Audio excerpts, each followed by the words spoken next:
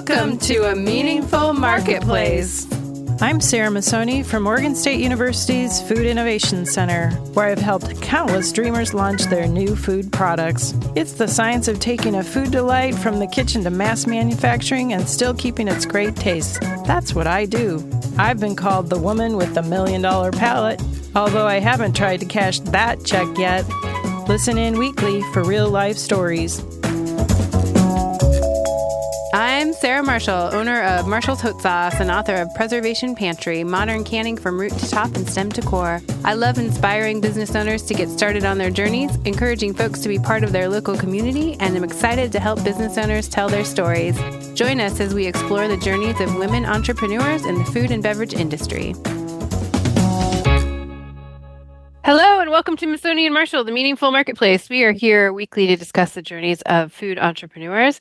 We're glad you've joined us today as we bring you stories of hope and inspiration. This is Sarah Marshall, owner of Marshall's Hot Sauce. And Sarah Masoni of Oregon State University's Food Innovation Center. Hi, Sarah Marshall. Hi, Sarah Masoni. How are you doing this week? I'm good. Any exciting Food Innovation Center stuff going on?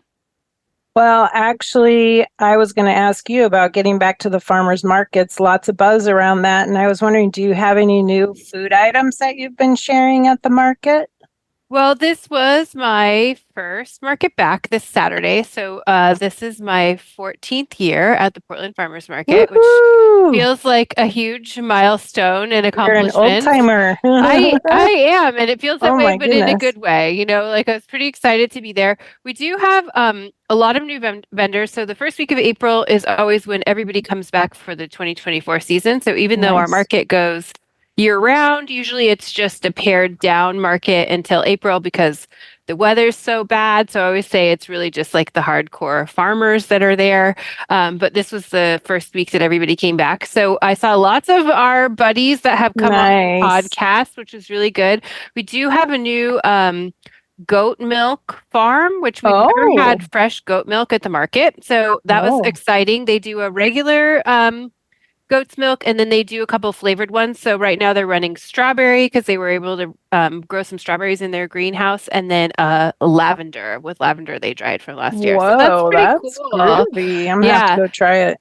Yeah, they're right. I can't remember the name of their farm right now because, of course, this was the first time that I saw them. But they're right across from me at the market, so I'm sure we'll be buddies soon. But that was kind of an exciting new find at the market. And also, I heard there's a big bake sale coming up for the Les Dames, and you're part of that. What's going on with that? Yeah, so we have a Mother's Day bake sale fundraiser. So the Les Dames organization in Portland is a women's culinary group that I'm part of, and we do fundraisers so that we can do things like send people with Sarah Masoni to the fancy food show. So we do a scholarship to send people to do that. We also raise money for different culinary organizations around town, different nonprofits. So if you have a nonprofit or that's related to women in food and you would like us to do some fundraising or donate, you can reach out to us. But yeah, we're selling these cookie boxes. So all the women in the group are part of different culinary organizations. So either business owners like me, or there's a lot of restaurant owners like Kathy Wims, other people that have been on the show.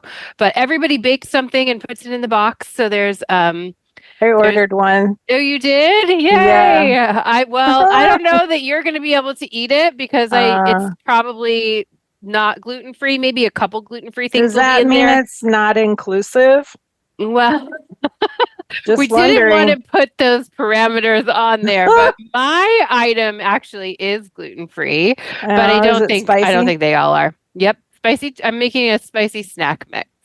Ooh, but okay, well, I'll eat that. Yeah, well, and your family will love it, so it won't go to waste. But if people are interested in that, you can look at the Les Dames Portland Instagram, and there's a link to purchase the box, and those will go out the weekend of Mother's Day. So if people want to do that, that would be rad. Cool. Yeah, and then farmers market 8:30 to 2. So if you are in Portland area, and just know that all the vendors are back, so come see us at the farmers market. We'd love to see everybody. We also have our co-host Melissa with us from Central Wyoming College. Hi, Melissa. Hey, Melissa. Hello, Sarah and Sarah. How are you? Doing well. We're nice and spring-like here in Wyoming. It snowed yesterday. So of course it's spring. That's what happens there. Do you have any Wyoming news for us? I do. We have a series of startup challenges for entrepreneurs around the state. And the one in my area, of the 4 finalists, 2 of them were food businesses. So I was excited to see 50% representation of food businesses there. Very nice. That's cool. If people want to know more about it, is there a good place to look it up? It's called the Fremont County Startup Challenge. And you probably could Google Fremont County Startup Challenge Wyoming and have it show up. Perfect. The 2 food businesses that are involved are Susan Frost Queen's Bounty and then a Scout Fowles Yellowstone Spice Company. Oh, cool. So That's fun. Great. Well, we want to thank our sponsor for supporting Missoni and Marshall. Thank you for helping us spread the word about entrepreneurs. Let's hear a word from our sponsor. The Northwest and Rocky Mountain Regional Food Business Center is the proud sponsor of the Meaningful Marketplace podcast, giving a voice to food from across the 6-state region of Colorado, Idaho, Montana, Oregon, Washington, and Wyoming. The Food Business Center supports Northwest and Rocky Mountain food industry makers as part of the USDA's National Network of Food Business Centers, supporting a more resilient, diverse, and competitive food system as a go-to source for small and mid-tier food and farm businesses with a focus on underserved communities, providing education in the form of technical knowledge, business programs, and industry news.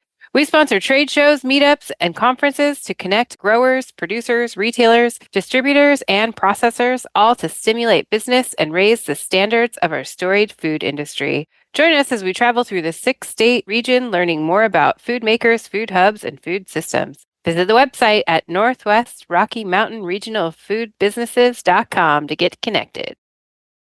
So we've been partnering with the Regional Food Business Center to bring you people from all different regions, and we're still talking about the great state of Wyoming, which has been super fun. I would like to introduce you to Ian McGregor of Farmstead Cider, the one and only cidery in Wyoming, I believe. They're making cider with foraged apples. Welcome, Ian.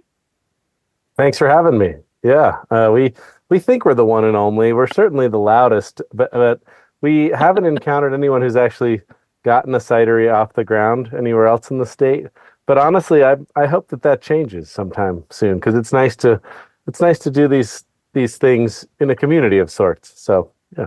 Yeah, that's so cool. When I was looking up cidery facts, because I was like, it can't be the only one. You are the only one that came up, at least with a quick Google search. And Sarah and Melissa, I have a question for you, because it led me into a deep dive of rabbit hole of cidery things. So I found an article that talked about what the top 2 states were that make cider. Do you both have a guess of what those states would be? Well, Oregon and Washington, of course. It probably includes Washington State. There's a lot of apples grown there, but there's a lot of apples in Wisconsin, Michigan too. So, Okay. What's the answer? The answer is Michigan. Is number 1. And the second is New York, which I was pretty surprised by that. Yeah. Oh, boy, am I wrong. Well, you were close though, Sarah, because Oregon was 3rd. Oh, we were. Yeah. And that info came from Hudson Valley Pilot. I didn't just make it up. So I just wanted to cite my source.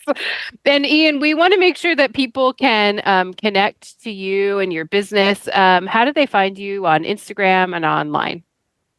Well, we pretty much, since we're the only cidery in the state, if you put cidery Wyoming, you'll find us. But if you search Farmstead Cider on Instagram, that's our handle, and then also on Google, it'll find us pretty quick. Perfect. We'll make sure to connect people to you there.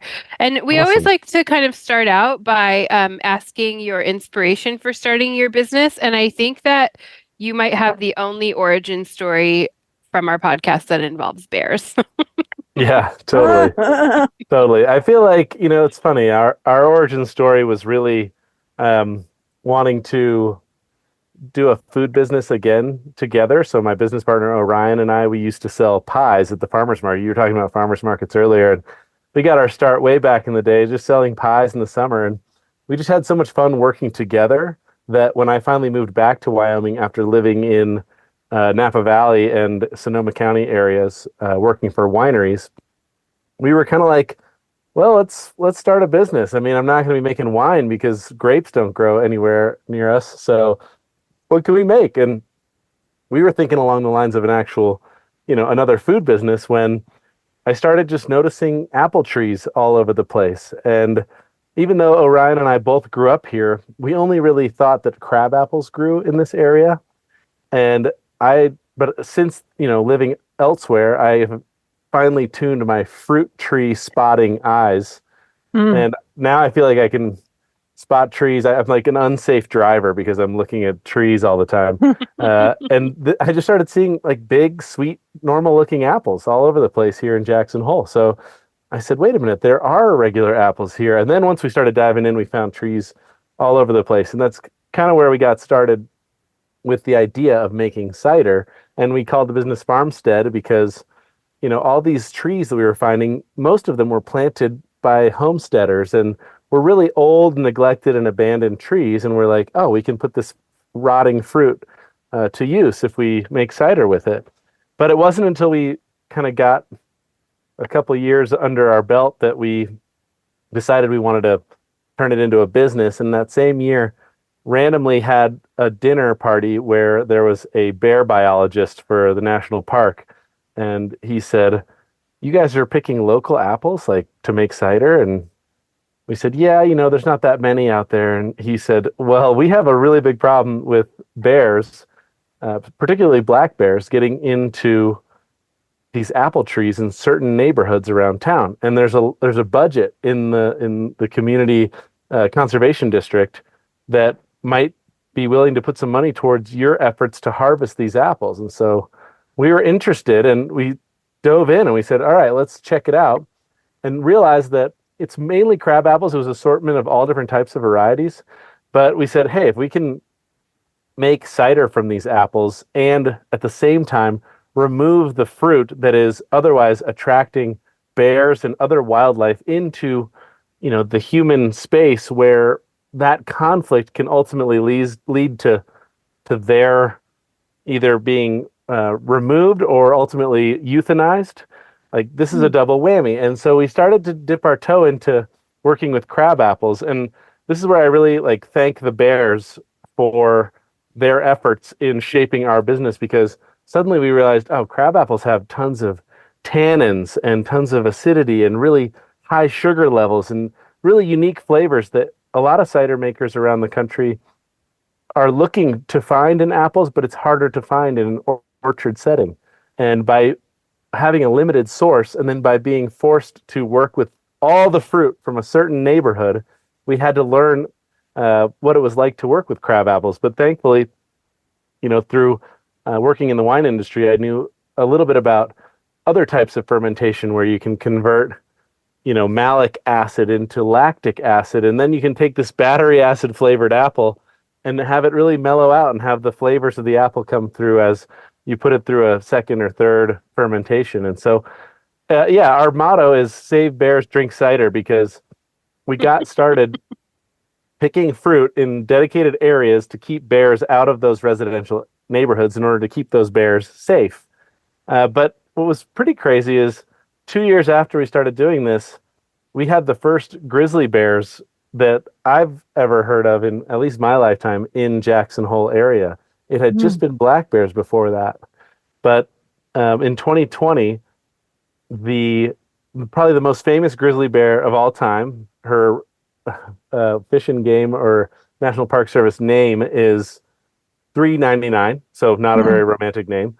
But 399 has become unbelievably famous around here for her ability to live closer to humans without getting into trouble, say into trash cans or trying to knock over beehives and things like that.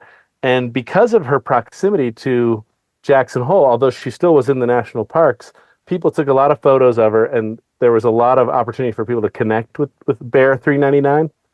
And she's 25 or 6 years old now, but in 2020, she was already quite famous when she came out of her den with 4 cubs. Wow. And these 4 grizzly cubs and her started to expand their range that year. And that year, she brought her cubs right through downtown Jackson. Wow. And through all the surrounding sort of neighborhoods that are outside the city. And she was the talk of the town all fall.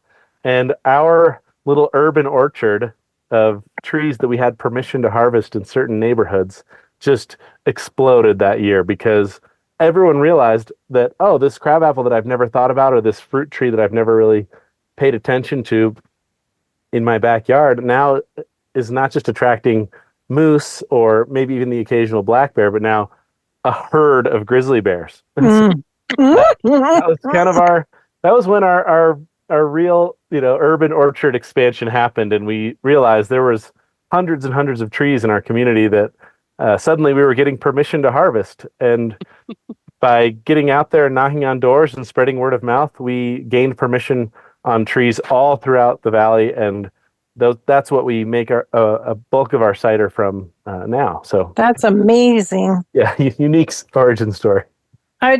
Since you brought up the harvesting, I was wondering if we could start there and tell us a little bit about how that goes. I saw on your website you can sign up to get your tree harvested. How does that work? Yeah, totally. So we, right before 2020 happened, we sort of developed a link, and we had a little card we could leave on doorsteps if people weren't home and say, hey, do you use your fruit trees? Would you like someone to come pick the fruit so you don't have to clean it up? Those sorts of things. And we would just leave them on doorsteps or hand them to people who are skeptical of our strange requests when we would knock on their doors. But as soon as the 2020 happened and Bear 399 and her cubs sort of infiltrated the town, that word of mouth spread, and we just posted it on our website so anyone could come and put in their information and automatically give us permission, and they could find, our insurance policies if they were worried about us being on their property and things like that. And from that, it's become really easy for people to sign up their tree, give us permission, give us some notes about them. A lot of times they tell us cool stories about, like, my grandfather planted this tree, or this tree's right outside of our bathroom window, so please knock, things like that. And our urban orchard gained not just quantity, but personality. Every place has its own unique setting. And so we really love the harvest season because although our motto is save bears, drink cider, I really think of it as like saving people and drinking cider, making people start to pay attention to that forlorn fruit tree they've never really cared about, and then maybe start to take care of it a little bit, or think about how they live in a wild place and how that falling fruit could affect the wildlife that we all enjoy living amongst. So it's that conversation that we have every fall with homeowners when they come out and watch us bludgeon their trees with sticks and knock all the fruit down, that we have these really cool conversations about coexisting and about taking care of heirloom fruit and things like that. So it's cool. Actually, those apples are part of the specialty crop block grant programming, and you might check with the Wyoming State Department of Agriculture because all the states in the U.S. have specialty crop funding, and you might be able to get some grant funding to help grow the business and help manage your urban orchard. It's a pretty good idea. That's a great idea. Yeah, we submitted once years ago to the specialty crop with the idea of planting crabapple varieties with the intention of selecting for really disease-resistant and really hardy, trees that survive in our area. And I think maybe, like you said, a different approach to that and maintaining the trees that are already there could be a compelling story. Well, we're going to take a quick break, and when we come back, we'd love to hear about the different varieties of cider you make.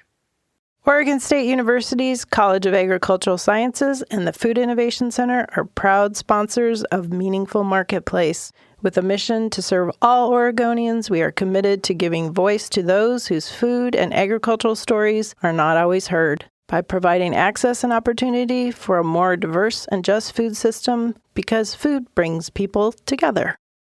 Melissa, do you have some questions for Ian? It was actually right along the lines of the different varieties. I know, Ian, that you all have the neighborhood ciders. And Yeah. you've kind of branched out and done a neighborhood cider from Red Canyon over my neck of the woods across the mountain at Nan Slingerland's. So, what Yeah. defines a neighborhood for you, and how do you come up with your neighborhood cider flavors, and what's the customer response? Do they everybody in that neighborhood buy you out because they're so excited about it? Yeah. Yeah. Well, I mean, I wish everyone in the neighborhood would buy us out, but I do think that everyone gives us a try, and that helps a lot. And so, yeah, basically, we've specified with the intention of keeping the trees from certain areas fermenting together, mainly from an ease of harvest perspective, because you'll go through a whole neighborhood. We're harvesting all the houses in that certain spot, so everything comes in to the cidery at once. And so rather than trying to delineate varieties and go single varietal, we wanted to kind of do that field blend approach and say, this is what the terroir of Rafter J, this neighborhood in town, is. And, Rafter J, a lot of the trees were planted in the 70s. There's a lot of these really tart Dolgo crab apples that grow in that area. And so it's a distinct flavor. And we've been really amazed by how consistent each neighborhood tastes from year to year, even though some trees are fruiting much more than one year than another, and vice versa. We get this smattering of apple varieties that strangely still really combine to make a very consistent flavor, which we were not expecting. We were figuring, hey, whatever this year produces, whatever flavors this year produces, that'll be this year. And since we started, we've been kind of surprised by how consistently each year, how consistent the years taste year by year. So that's been really fun. But another side of the neighborhood coin, for example, the Red Canyon Nan cider that we made out of Lander area, it was probably the best cider we've ever made. And of course, that's the one that we haven't been able to harvest as much since because of weather conditions and things like that. But the Nan Slingerland's old orchard there, we were able to pick a whole bunch of trees. We picked them really late in the fall after the frost had gotten to them and really sweetened them up and softened them up a little bit. And it just made this amazing cider. And so what I love about the neighborhood idea and the plan behind letting a certain area speak for itself flavor-wise is that you can always try your best to make it as exacting as you want, but every single year some variable comes at you that is both unpredictable but has become the magic of it all. And so that's why I really love focusing on regional fruit, and then also what different varieties are ripening at different times, what the seasons are doing to those trees and those apples as the fall closes in and as the snows fall. We are always find ourselves picking apples in the snow in October, and it's both like miserably cold and super exciting because we know that these apples just got a frost blast that's going to sweeten them up and let them yield more juice. And so the suffering is all sort of in the name of making something unique every year. So that's sort of part of it. I grew up in Minnesota, and my mom would pick the wild hybrid cranberries that were around and make jam and jelly with them. And she'd always say, oh, they need to go through the first freeze to really have the best sweet flavor. Can you tell us sort of from the beginning what happens? So you go and you harvest the apples, then you bring them and you sort them and wash them, or what do you do? You have to make juice, right? Yeah. Then what happens? So yeah, it's actually kind of different. With some varieties are different from others, but since we're a pretty small little operation, so we don't have a lot of storage space. So we've adopted the model of pick the fruit and then press it as quickly as you can. So we usually harvest for a few days, let's say Monday, Tuesday, Wednesday, and then we'll press on a Thursday. And that way we can accumulate a bunch of apples. Apples store pretty well, like better than a lot of other softer fruits. But since we don't want them to sit for too long, and we want to try and harvest these different varieties as they ripen, we'll usually pick a whole bunch of the same variety, and we'll return to a neighborhood several times throughout a harvest. if certain varieties aren't ripening, a lot ripen later than others. But yeah, harvest the fruit, crush it, and then squeeze the juice from it right away, and then we'll start fermentation as soon as it will start on its own afterwards. So we don't do any additives of any kind. We're a zero sulfur producer. So, and that's nothing against sulfur. It's just more about, I just, as a cider maker, chose to want to make ciders in the most natural way possible by putting nothing in and then also taking nothing away, no filtration and things like that. So we're kind of going for that old school style and press the fruit. It's covered in yeast, and the temperatures are usually great in the fall just to get cider or just to get fermentation rolling. So, you know, if it's above the 60s in the cellar, natural yeasts will take over and fermentation will begin within a couple days of pressing. So throughout 3 months of harvest season, we've got all these staggered batches that have started fermenting at different times. But what's really nice about the cellar and about Wyoming, people often wonder why you would live in a place where it could freeze any month of the year. But we love the cool temperatures. And like when we bring things into the cellar and we lock down the cellar, we can have that cellar be nice and cool where the fermentation will hum along at 50 degrees and it'll take months to complete fermentation rather than in a warmer climate where we would have to artificially cool it in order to maintain that temperature. Instead, we can just embrace the ambient temperature of our area, and that contributes to a long, slow, cold fermentation. So yeah, we try to ferment things for several months rather than several days, which is something you can do. But with wild yeast, native yeast, and also with the goal of preserving some of those apple flavors and aromas or some of the nuances of that particular apple variety, a low and slow cold fermentation has been the answer for us. And so how do you know when it's ready to bottle? Well, so that's a really good question. A lot of different things, a lot of different apples, they'll be ready as soon as fermentation is done. As soon as the sugar has been converted into alcohol and carbon dioxide, when the sugar's exhausted, so is the fermentation. But with a lot of our crab apples, it's a much different process, and it involves barrel aging. A lot of times the fermentation won't finish on its own because it gets too cool out, and because the acidity of the apples is so high that we feel like it's a pretty caustic environment for anything to live in, and the yeast can make their way through, but it just takes that much longer. So we still have ciders in barrel right now from last year's harvest that have 20% of their sugar left to ferment. And as the acidities mellow through malolactic fermentation, the primary sugar to alcohol fermentation will pick up. And that'll also happen right alongside these warming temperatures that we're feeling now. So we feel very connected to the environmental changes.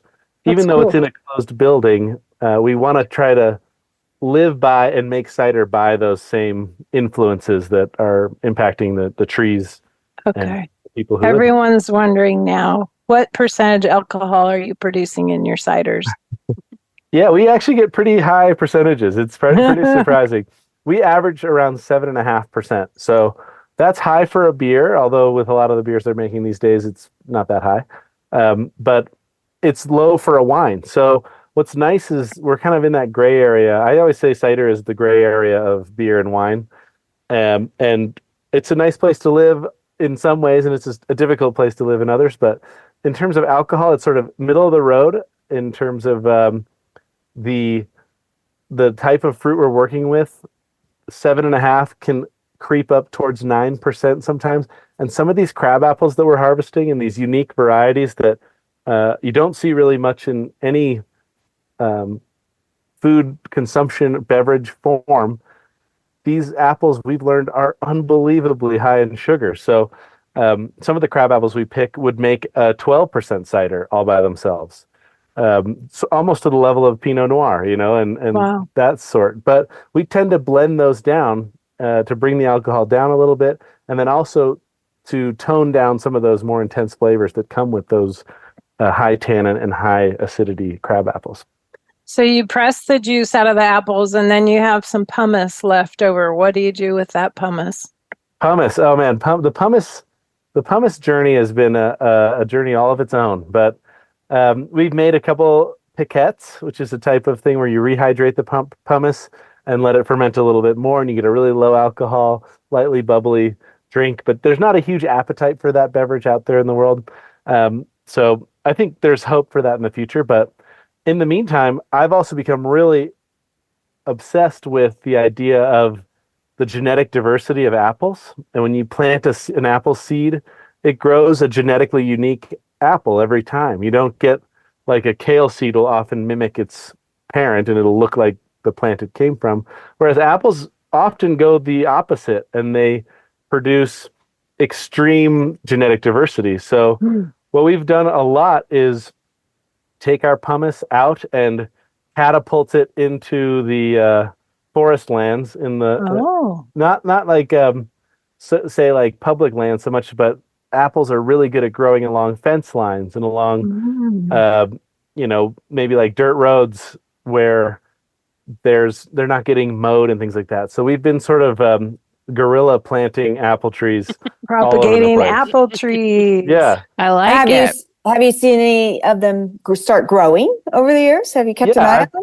I've seen a few, and I feel like it's a pretty harsh world out there for them. So I don't know, but that's sort of the point: is that the harshness of this climate will eliminate survival of the seedlings, fittest. but the ones that survive, exactly, those are the ones we want to see. So, and we've also, with making cider, we've also started using some other fruit, mainly choke cherries, which are a native fruit to North America. They were a really important food source for all sorts of indigenous people.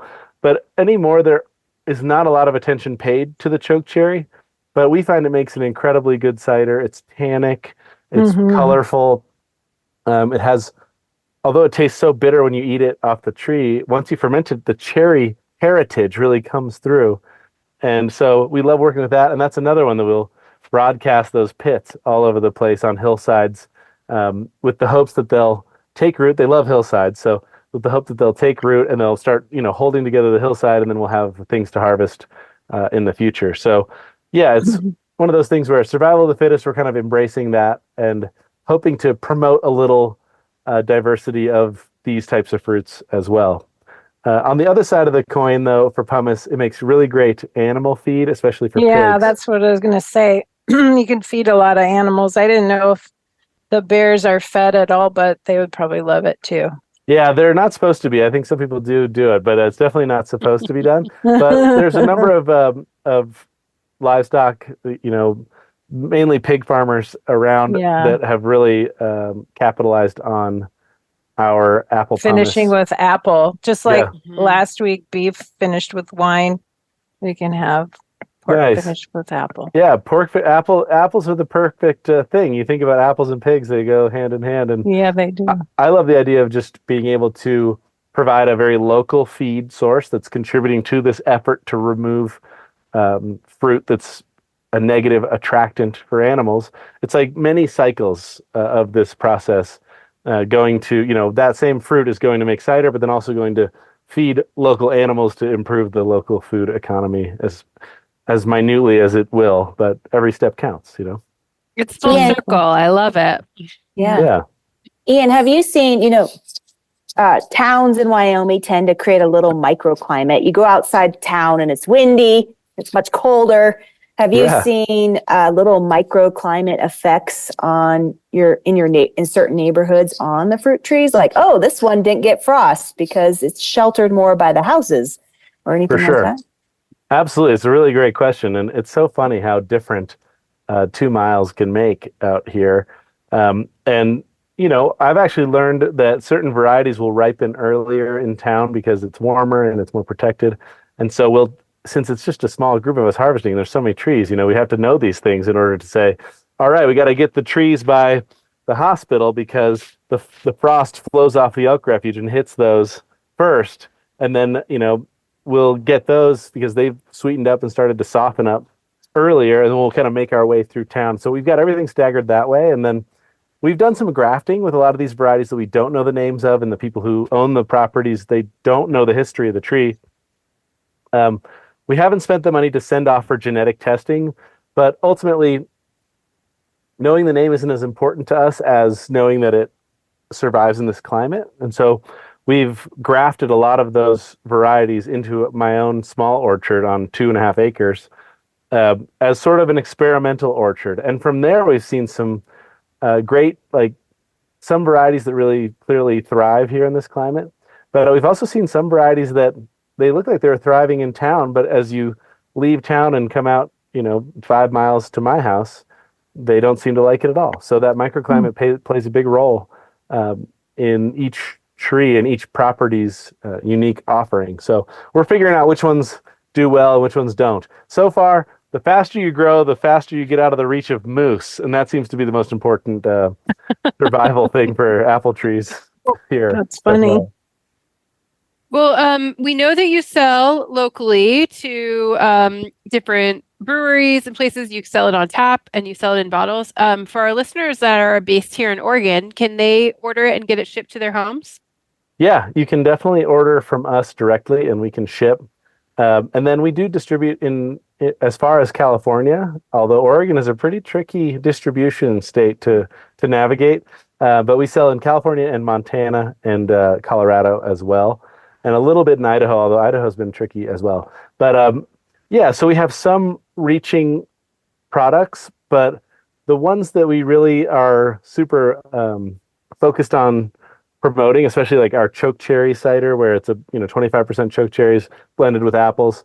We try to sell that more direct in our smaller neighborhood, around Wyoming and Montana mainly because people don't know what a choke cherry is a lot of times in other parts of the country, but also because we don't produce huge amounts of it.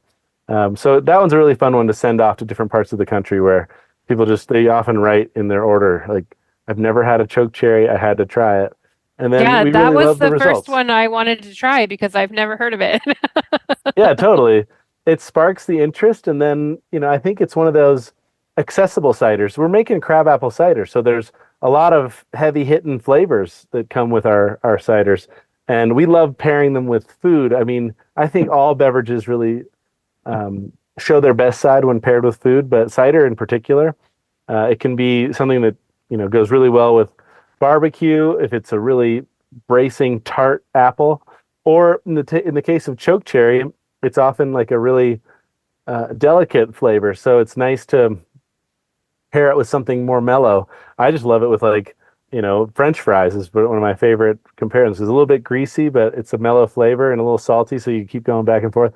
But the idea that, a choke cherry cider can both be a new experience for someone, but also a more accessible flavor for people who might be new to dry ciders or new to cider in general.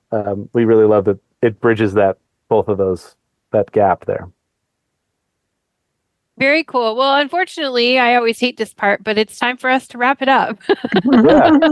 But it was so great to meet you and hear about what you're doing. I think that, you found a way to create a business out of a problem in your community. So not only are you helping people, but you're making really cool stuff. So I dig it. It was cool to hear your story and have you on the show.